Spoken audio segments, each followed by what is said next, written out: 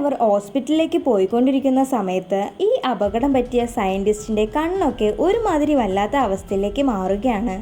അയാൾ ഒരുമാതിരി ബിഹേവ് ചെയ്യുന്നു.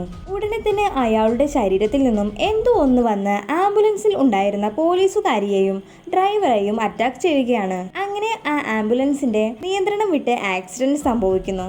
ആക്സിഡന്റ് ആയി മറഞ്ഞു കിടക്കുന്ന ആംബുലൻസിൽ നിന്നും ആംബുലൻസിന്റെ മുകൾ ഭാഗം ചവിട്ടി പൊളിച്ചുകൊണ്ട് ആ പോലീസുകാരി പുറത്തേക്ക് വരികയാണ്. ഈ സമയം ആ പോലീസുകാരുടെ കണ്ണെല്ലാം ഒരു പ്രത്യേക നിറത്തിലായിരുന്നു. ആംബുലൻസിന് ആക്സിഡന്റ് ആയ സമയത്ത് ഈ പോലീസുകാരുടെ കൈയും കാലും എല്ലാം തന്നെ ഒടിഞ്ഞിരുന്നു.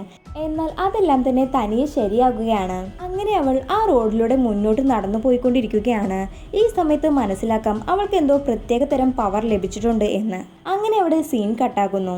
അടുത്ത സീൻ കാണിക്കുന്നത് നമ്മുടെ സിനിമയിലെ നായകനായ എഡി ജാക്സനെയാണ്. ഉറങ്ങിക്കൊണ്ടിരിക്കുന്ന എഡിയെ അവന്റെ ഗേൾ ഫ്രണ്ട് വന്ന് വിളിച്ചുണർത്തുകയാണ്.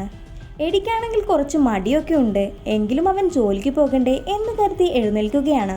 എഡി ഒരു ജേർണലിസ്റ്റ് ആണ്. ഒരു ചാനലിൽ പ്രോഗ്രാം ഒക്കെ ചെയ്യുന്നുണ്ട്. അത്യാവശ്യം വ്യൂസും ഫാൻസും എല്ലാം എഡിക്കുണ്ട്.